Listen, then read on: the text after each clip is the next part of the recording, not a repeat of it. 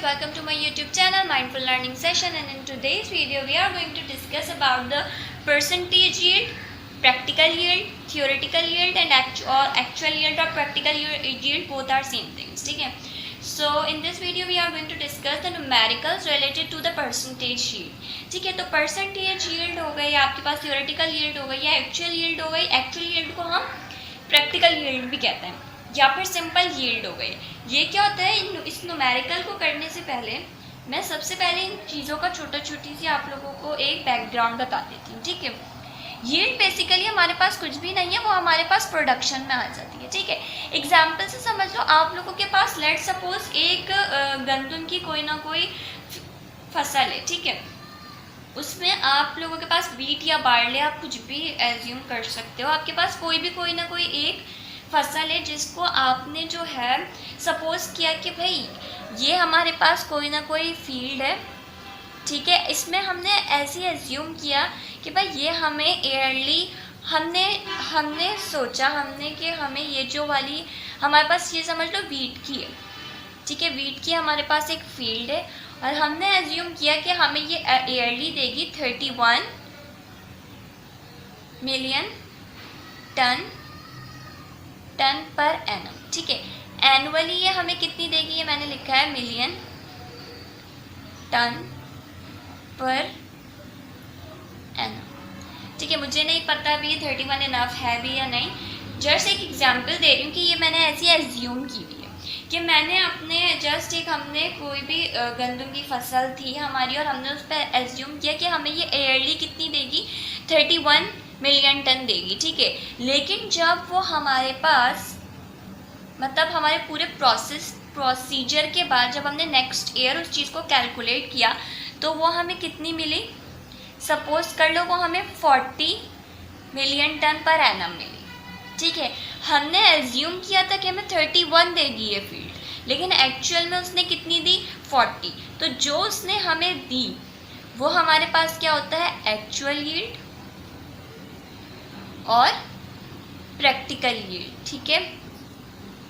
Actual yield और practical yield. और जो हमने एज्यूम किया था कि हमें जस्ट अपने एक परसेप्शन हमने लगाया था कि हमें ये इतनी मिल सकती है, वो हमारे पास क्या कहलाती है, थियोरेटिकल यील्ड. ठीक है. वो हमारे पास क्या कहलाती है, थियोरेटिकल यील्ड. और हमने जो एज्यूम किया था वो हमारे पास जो हमें एक्चुअल में मिली वो हमें हमारे पास क्या कहलाती है, एक्चुअल यील्ड. इसी तरह हमारे पास जब इनकी हम परसेंटेज कैलकुलेट करते हैं इन दोनों की, तो हमारे पास एक आती है परसेंटेज यील्ड. ठीक है. हमने इनकी परसेंटेज कैलकुलेट कर ली कि ये हमें मिली कितनी है. ठीक है. तो परसेंटेज यील्ड का फॉर्मूला क्या होता है, actual yield divided by theoretical yield multiply by 100. ठीक है. अब यहाँ तक समझ में सबको आ गया होगा, तो आई होप हम अपने न्यूमेरिकल की तरफ अब आराम से बढ़ सकते हैं. मैं अपना न्यूमेरिकल डिस्कस कर रही हूँ जो पेज नंबर 19 पे और आपकी स्क्रीन पे भी शो हो रहा होगा. Aluminium chloride is use in the manufacturing of rubber.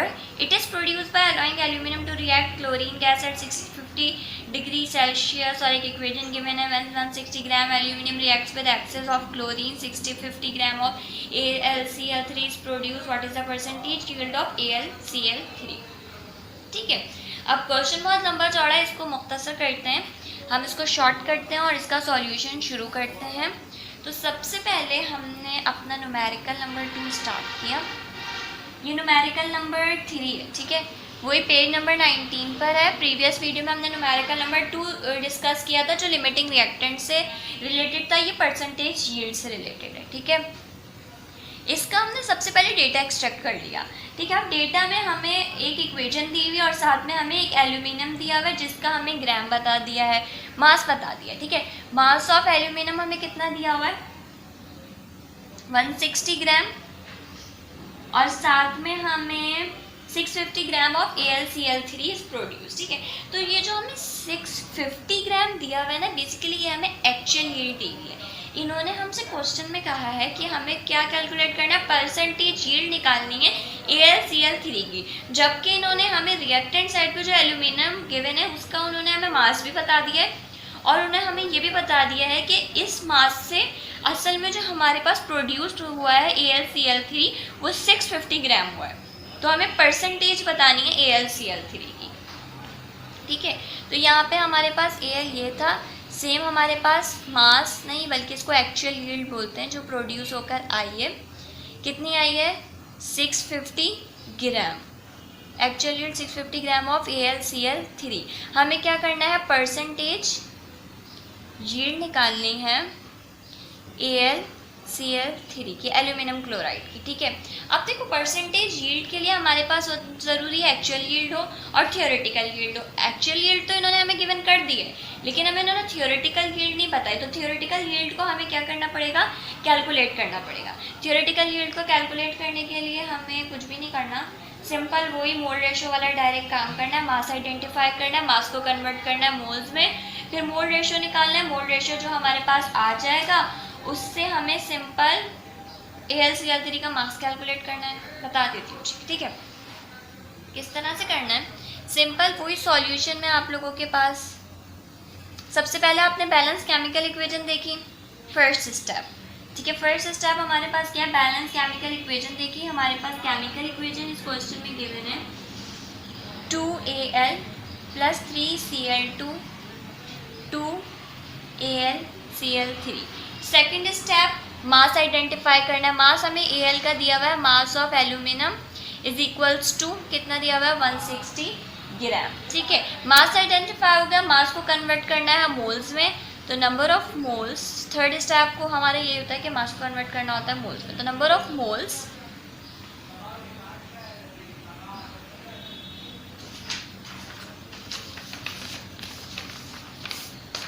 ये, ठीक है।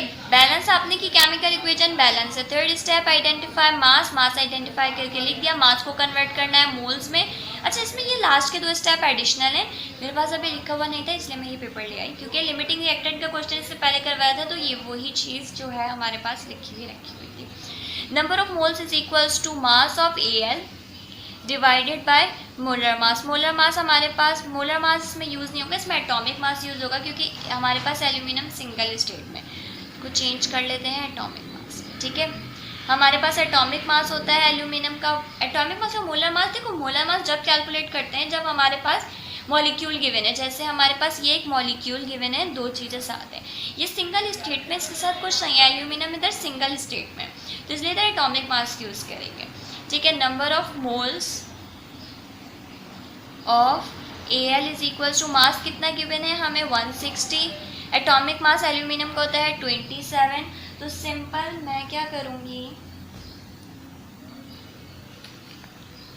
160 को हमने डिवाइड कर दिया 27 से, वी गेट 5.92। कितने मिले हमें number of moles of aluminium is equals to 5.92 moles, ठीक है। थर्ड स्टेप हमारे पास क्या होता है, मास को कन्वर्ट करना मोल्स में, मोल्स को मास को हमने कन्वर्ट कर दिया मोल्स में। Fourth step mole ratio between unknown and known. Unknown ये है, नोन अननोन ये है और नॉन ये है, तो इसका और इसके दरमियान हम क्या करेंगे, मोल रेशो कैलकुलेट करेंगे। मोल रेशो में पहले कैलकुलेट करने के लिए हम इनके अपने कोफिशिएंट्स देखेंगे, देन हमने जो फाइंड आउट किया है हम उन मोल्स को रखेंगे, ठीक है। हम यहाँ क्या कह रहे हैं, मोल रेशो किसके दरमियान में ले रहे हैं, between aluminium and aluminium chloride, ठीक है। सबसे पहले वो इक्वेशन में आप देखें 2 moles of Al gives 2 moles of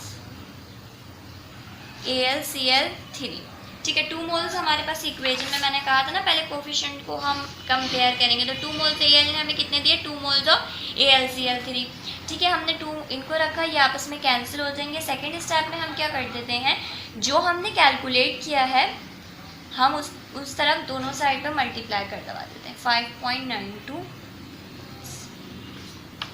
ये कैलकुलेट किए थे, अब ये वाले मोल्स रखने हैं, ठीक है। तो 5.92 मोल्स, देखो यहाँ पर कुछ नहीं है तो क्या बचा 1, यहाँ पर एक लाइन अगर चाहो तो लिख लो, ये वाला टू से कैंसिल हो गया, इस तरह से भी काट सकते हो, वरना सिंपल इसको लाके डिवाइड करो तो यहाँ पर 1 ही बचेगा।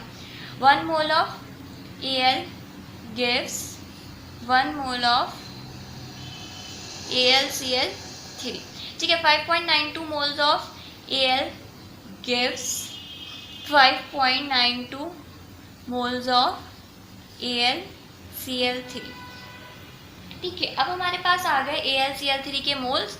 हमारे पास लास्ट स्टेप क्या होता है, मोल्स को कन्वर्ट कर देते हैं मास में, तो हमें इस तरह AlCl3 की थ्योरेटिकल यील्ड भी पता चल जाएगी।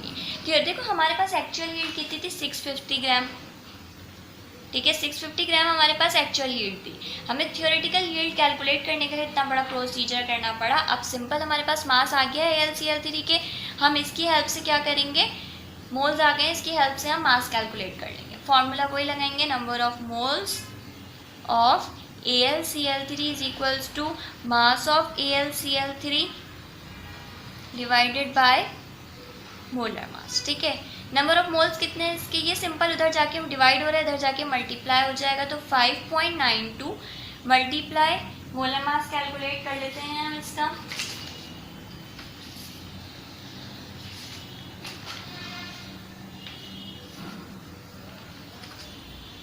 Twenty 27 multiply by 35.5 multiply by 3 we get, ठीक है।